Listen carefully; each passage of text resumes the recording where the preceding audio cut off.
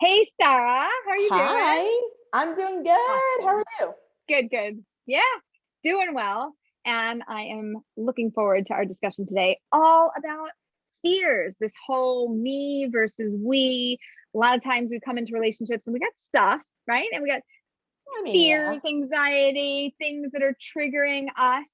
And is it you? Is it me? Is it we? Like, what's the difference between it? And what's this whole thing about fears? Like, where does it come from? And how do I differentiate what's my stuff and I got to own it, and what's our stuff, what's triggering me in our relationship, and how do I handle it? Okay, I'm actually excited about this one. I'm excited about this one because I remember my fears when I was dating, and it's interesting to see how those fears play out in different relationships. So, tell us a little more. Okay, so basically it goes like this. When we're talking about fears, even if you're dating somebody right now, okay, if you're not dating anybody, fine. If you are dating anybody or somebody, in your mind, ignore it. They don't exist right now. Fears are all about you. Okay. If you want to know the secret to the whole podcast, you want to tune out now, we just gave you the answer, but I mean, we didn't tell you the whole story. But the answer is fears are not about the other person.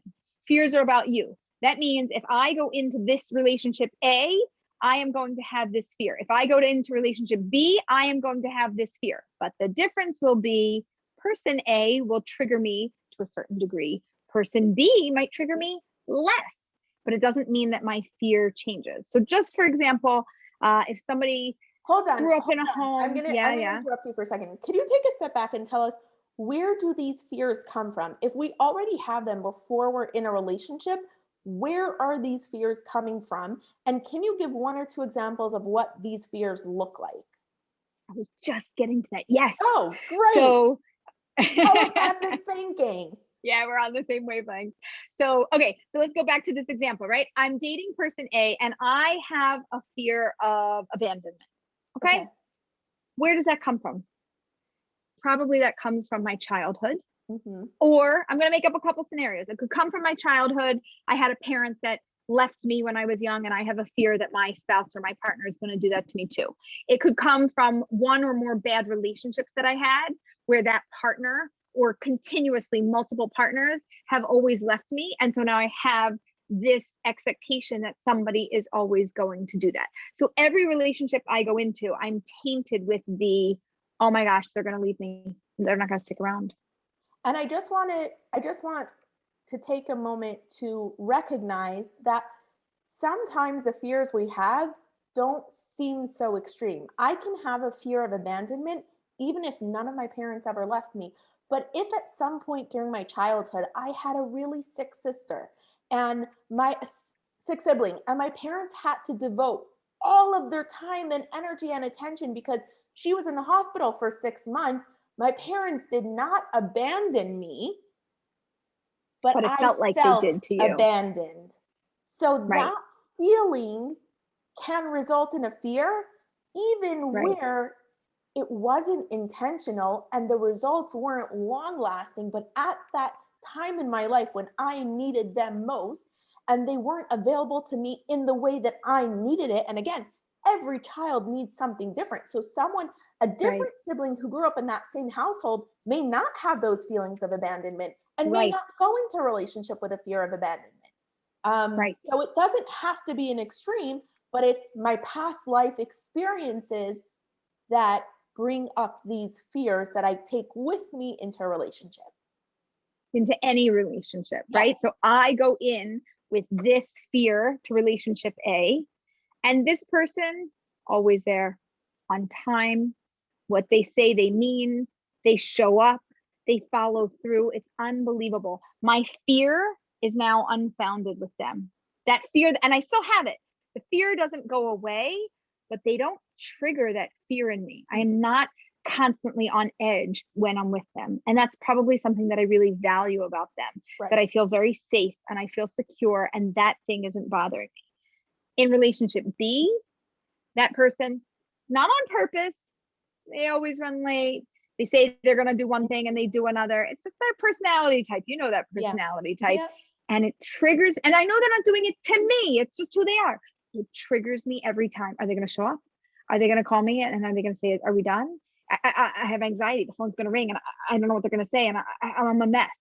And I start feeling anxious, uncomfortable, queasy, nauseous, irritable, right? There could be a range of emotions because my inherent fear that I have had is being triggered. Now, somebody might say, hey, Aleeza, you've got a fear. Go get some help for it. Go do therapy. You don't know. Some people have. Yeah, it's a great idea, except some people have done therapy for 2, 5, 10, 20, 30 years. They still may have a fear. So I'm coming to you from a coaching perspective and saying, acknowledge that that fear still may exist, even if you've tried to do something about it, even if you're still working on it. Again, I'm all about being real. Do not pretend that this does not exist. You want to get help, get help. But don't pretend like it's going away. To whatever degree that it is there for you, it is there for you. And my thinking is it will probably get more intense over time. And so you probably need to date somebody that doesn't trigger that. So it's not that I'm looking necessarily for somebody who, you know, helps me to feel safe and calm and comfortable. That might be a value of mine, but it's really a different category. And the category is, what are my fears and how much do you trigger this within me? And how uncomfortable and heated am I in a relationship, or how calm and put together am I? And I don't expect anything to be zero, like, oh, there's no friction there, we're all fine, every fear is perfect. So that we're not going for a perfect match. We're going for somebody who's perfectly matched for you, which is not a perfect match. It just means to the degree that I have what I have, and to the degree that you trigger that within me, it's manageable. And we know how to navigate around it. And we've practiced doing that. Oh, I like that. So to continue with this example, let's say I'm that person who's coming into a relationship with that fear of abandonment, and my date stands me up multiple times. But every time he has a good excuse, he does.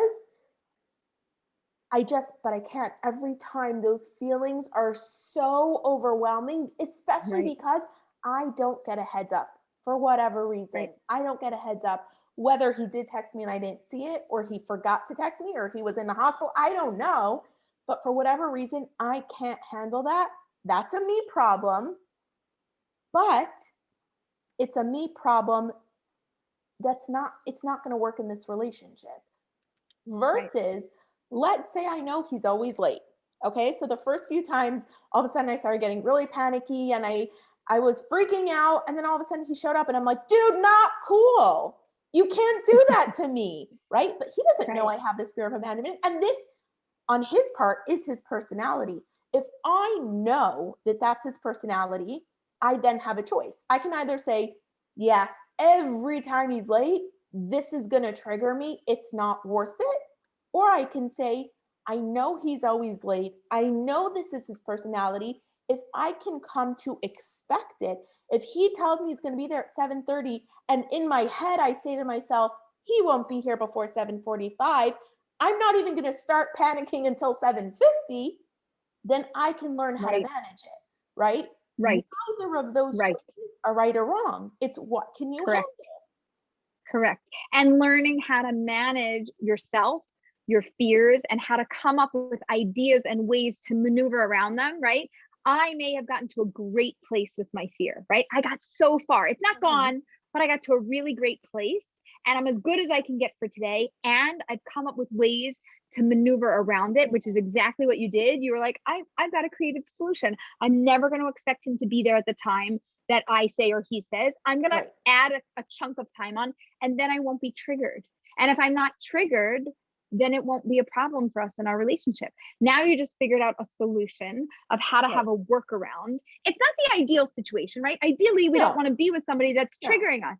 But you and I know about this in business, Sarah, right? We are constantly, or I am constantly getting programs or doing things. And when they don't work, you're like, oh, we got to do something else. And I'm like, we're going to get a workaround. And you're like, okay, what are we up for? And then you and I together, we come up with some creative solution to make the system that we already have work and be good for us. And we might say, oh, but it's not ideal.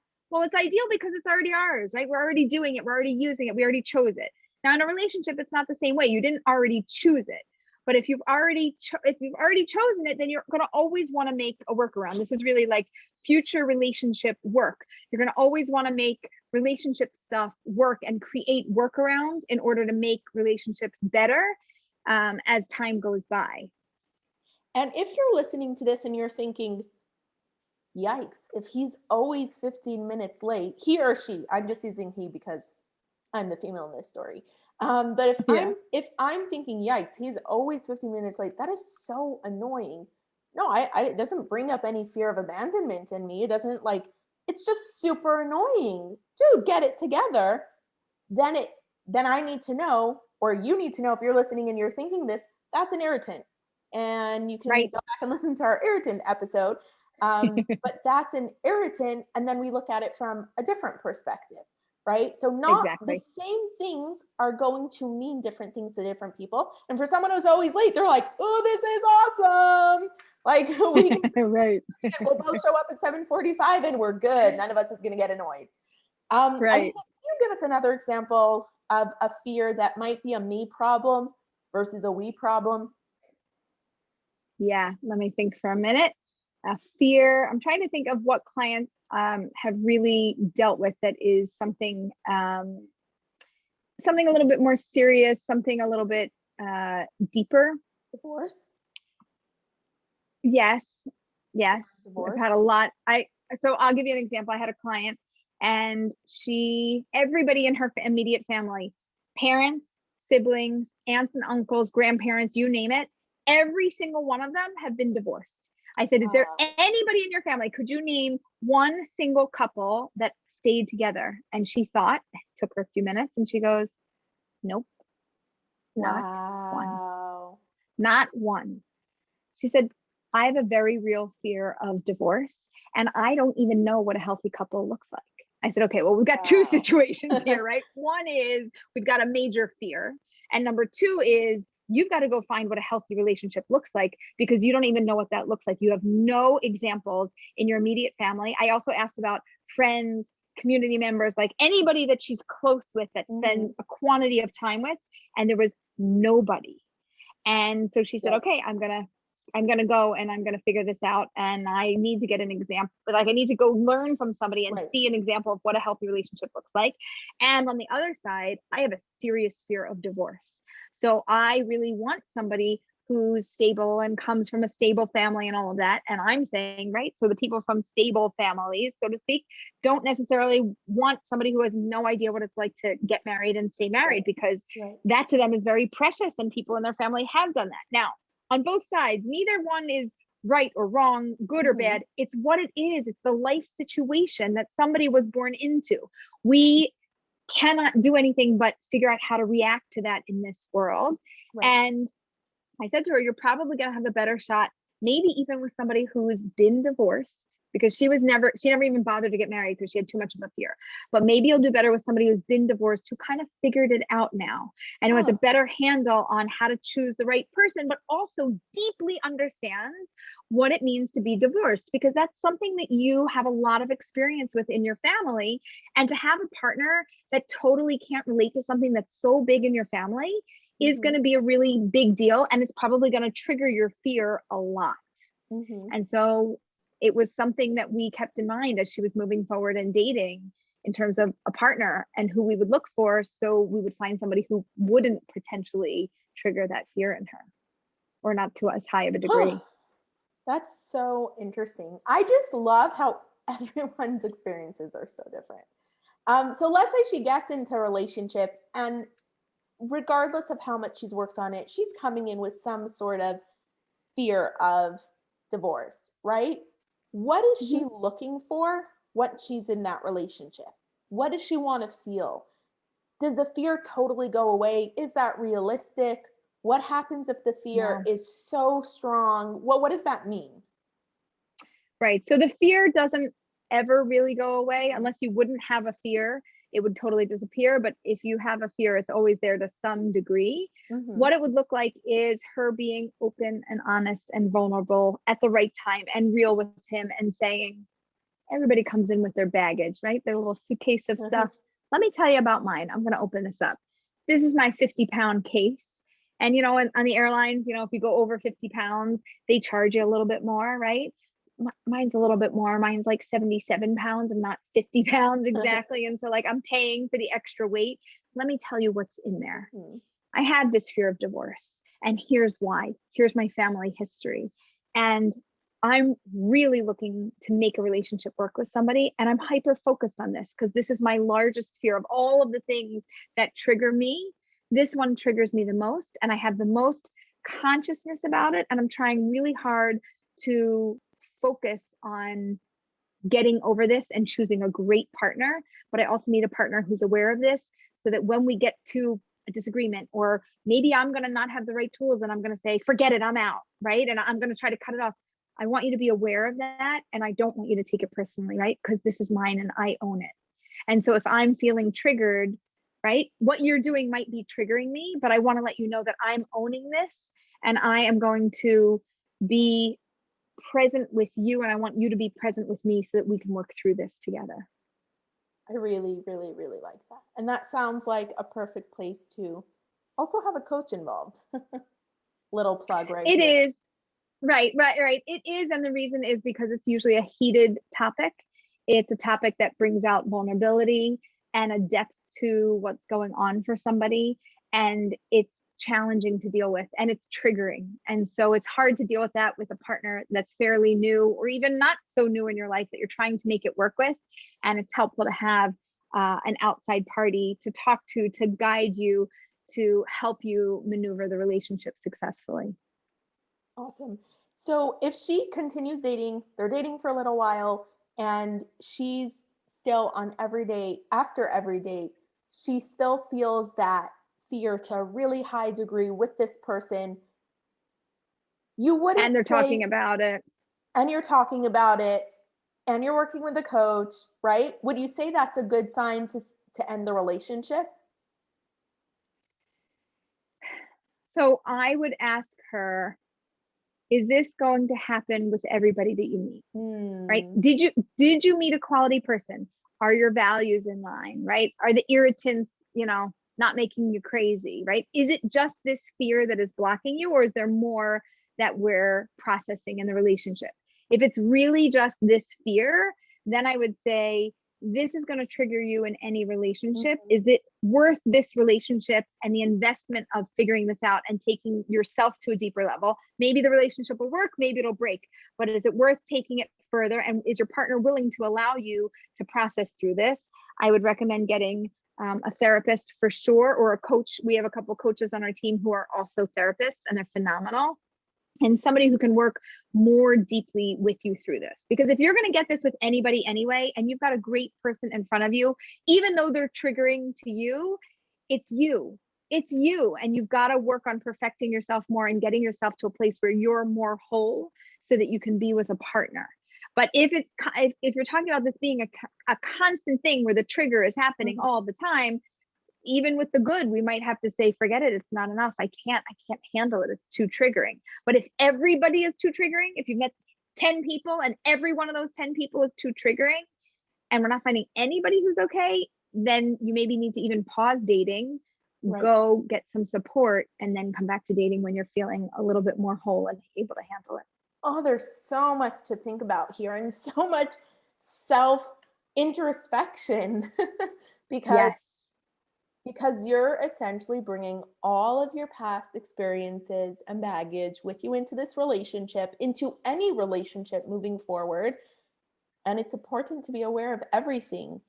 And this, by the way, reminds me of our dating detox, where we really, where we really work hard to identify our baggage, to categorize our baggage. Like, I like that we get really familiar with who we are and how things trigger us and what we're schlepping with us.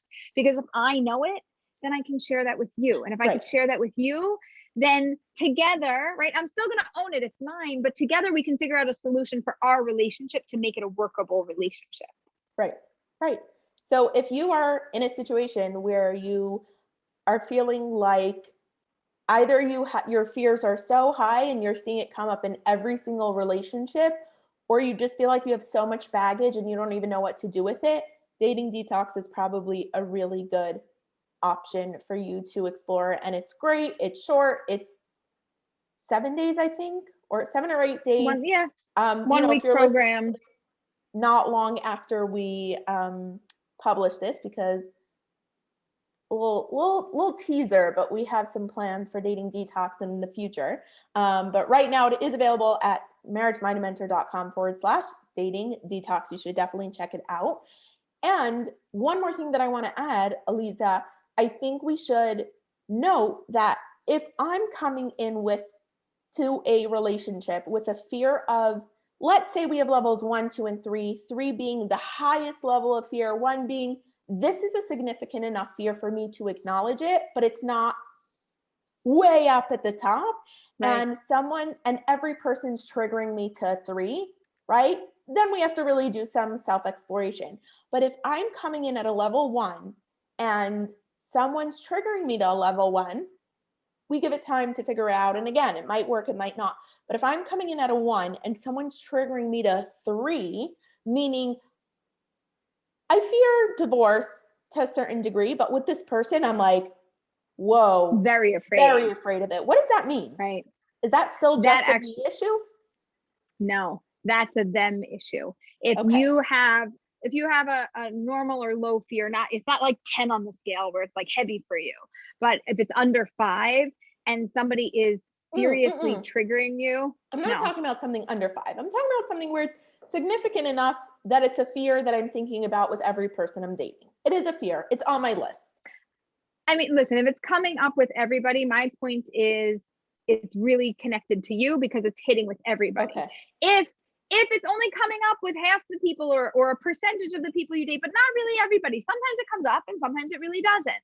Then we know there's people in the world that exist that don't trigger you. But if you're always meeting people that trigger you, either A, you're really dating the wrong types of people, or B, the types of people that you're dating are the normal types of people that are out there. And it seems that everybody, no matter what kind of person they are, is triggering this in you. Therefore, you need to really work on it a little bit more. It's not, listen, this is not so black and white. This is not at all easy. Yeah, this is a heavy topic. This is why we have the soulmate clarity system. This is why we have the soulmate clarity system that we designed for you to help you through this process. So I just want to correct me if I'm wrong, Aleeza, but I think what you're saying is that if someone who's constantly triggered all the time, definitely a me issue. And if there's something that I fear, and this is a significant fear that I'm bringing into the relationship, and they trigger me to that degree or higher, then that's a red flag, which is a potential deal breaker. Versus if they trigger me to a lower degree, that means it'll be much easier to work through. And that's a good sign. Yeah. Yeah? Right. Great. Right. Exactly. Love it. Awesome. High 5. Awesome. Alrighty. Way to go, Sarah. Okay. So glad that you guys were with us. And as always, if you need a coach, Sarah and I are available. Our entire team is available to you. We've got over 10 coaches. It's really phenomenal.